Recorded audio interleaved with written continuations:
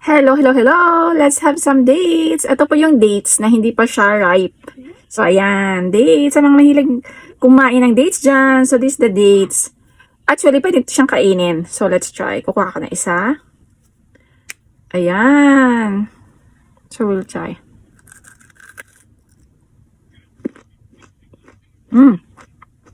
Ang first. Mapakla siya. Crunchy.